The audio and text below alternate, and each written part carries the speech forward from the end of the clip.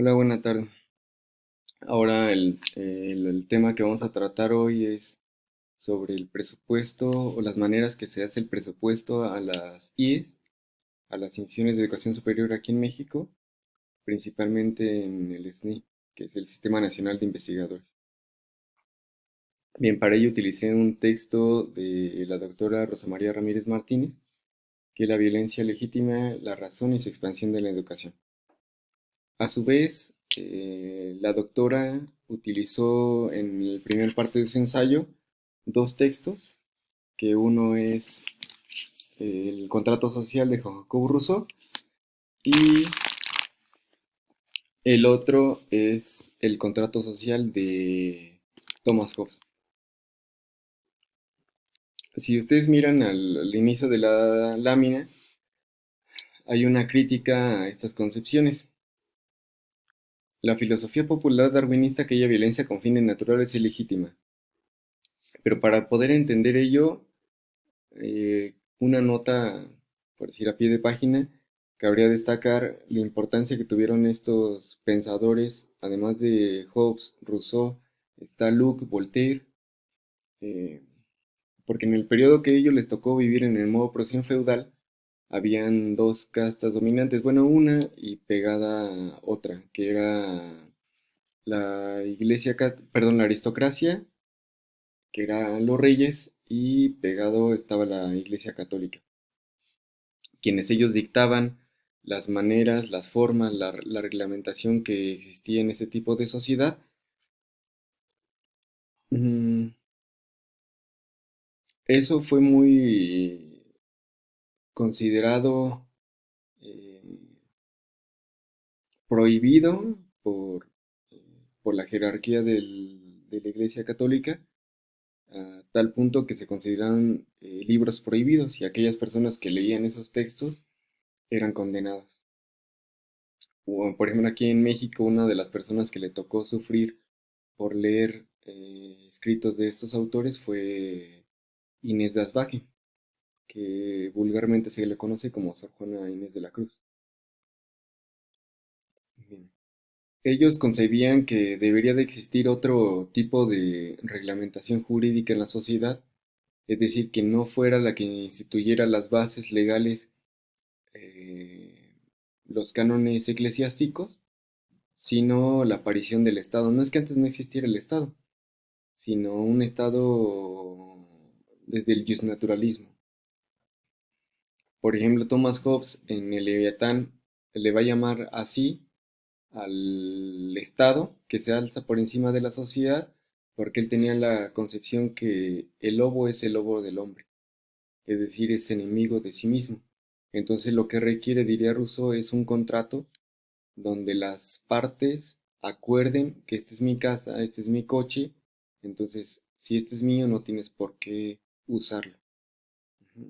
Y de igual manera el matrimonio. Esa es la idea que ellos tuvieron en su tiempo. Pero ahora vamos a ver en tiempos actuales cómo esta visión del justnaturalismo ha servido para una dominación y ejercicio de la violencia en nuestras universidades. Dice, el derecho positivo exige a todo poder un testimonio de su origen histórico, que en ciertas condiciones la violencia implica su sanción o legitimidad, expresando de la universidad su sumisa pasiva. Recordemos que el presupuesto para la educación se da en dos sectores. El 50% lo da el gobierno federal y el otro 50% el estatal. Pero ese otorgamiento de recursos está condicionado a que las universidades o las IES en general logren patrones eh, establecidos y te tendrías que adoptar como universidad o como investigador a los patrones que se dictan desde la parte empírica. Dice, toda violencia es como medio poder que funda y conserva derecho. Acuerdo de manera pacífica, en ello la violencia está latente. Es decir, desde los discursos oficiales no se van a decir que están ejerciendo violencia, claro está. Sin embargo, si no cumples esos patrones, no hay otorgamiento de recursos. Al final de la lámina dice, la creación del derecho es creación de poder, y en tal medida un acto inmediato de manifestación de violencia. Vemos al interior de las instituciones como términos como capital humano, emprendedurismo, se están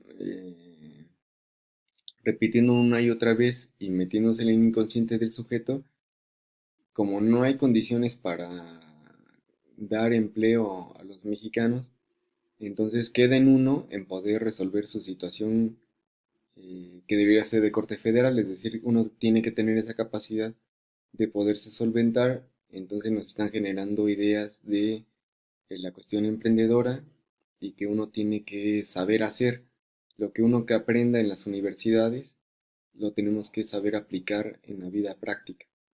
Eso al inicio se comenzó en el bachillerato, por ejemplo en los de CITEM, COBAEM, eh, donde el alumno se le concebía por pertenecer a una condición social particular, posiblemente no iban a acceder a estudiar educación superior, entonces les tenían que generar herramientas en el curso de su bachillerato para que se pudieran solventarse después y pudieran sobrevivir.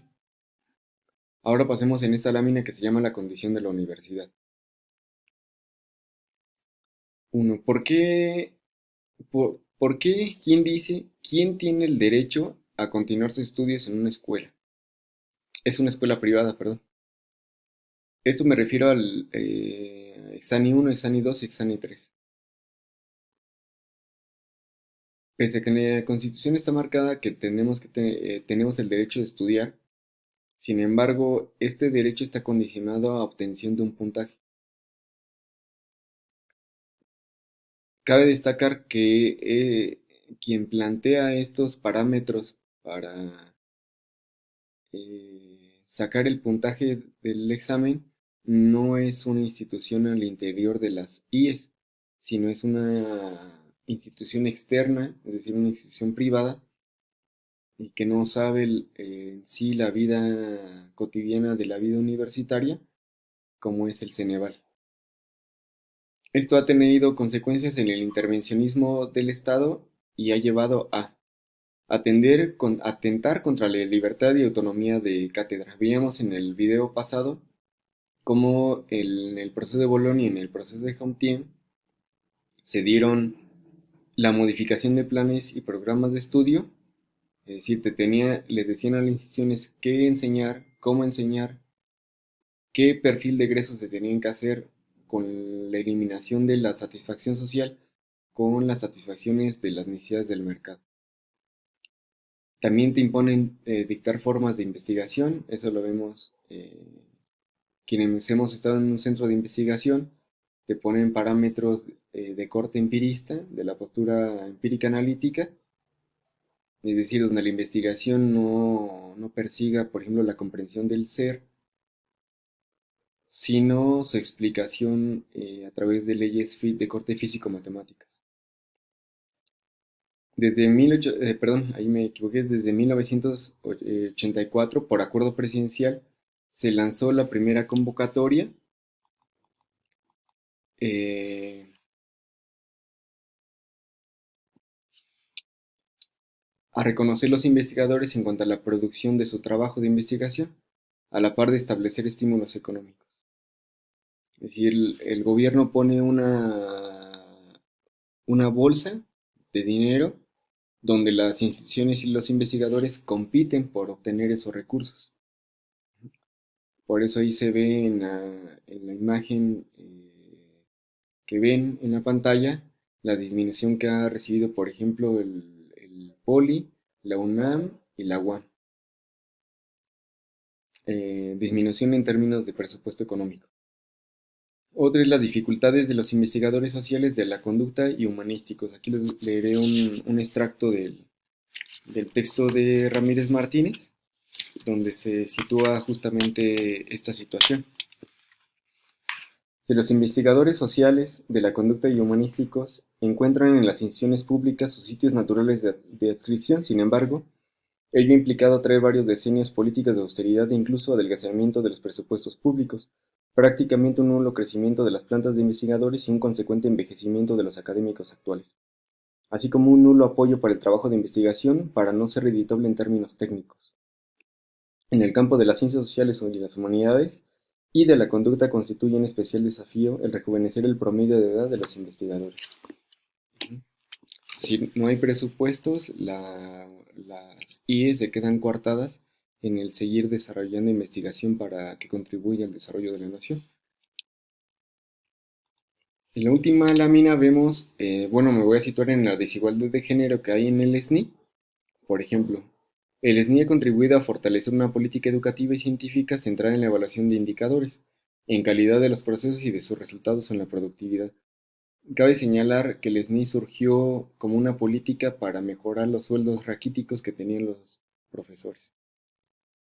Entonces, para compensar su sueldo, se creó este sistema donde se tiene que cumplir con ciertos parámetros cada mes que tienes que tener, por ejemplo, número de tesistas, publicaciones en revistas indexadas, contribución en foros, coloquios, congresos. Es decir, el profesor tiene que estar regido bajo números, bajo parámetros, de lo contrario no podrá obtener recursos. Ello no es malo, al contrario es muy bueno que sigan desarrollando la investigación. Lo que se cuestiona aquí es que solamente se rige un tipo de investigación, que solamente se permea la parte pragmática y se deja de lado la parte de las humanidades. Por ejemplo, el porcentaje de mujeres investigadores apenas alcanza el 39, es decir, el otro porcentaje, más de la mitad, es de los investigadores hombres. En el primer lustro aumentan 400 investigadores hombres anualmente, pero vean ustedes, menos de la mitad, 192, son mujeres investigadoras, es decir, 480 investigadores y 192 se dan, produce el país cada año. Son las dificultades que se está teniendo al interior de las instituciones de educación superior, que quienes imponen los cánones de que alguien pueda aspirar a ser investigador están en el CONACYT. Por aquí le vamos a dejar el día de hoy, esperando que se encuentren muy bien.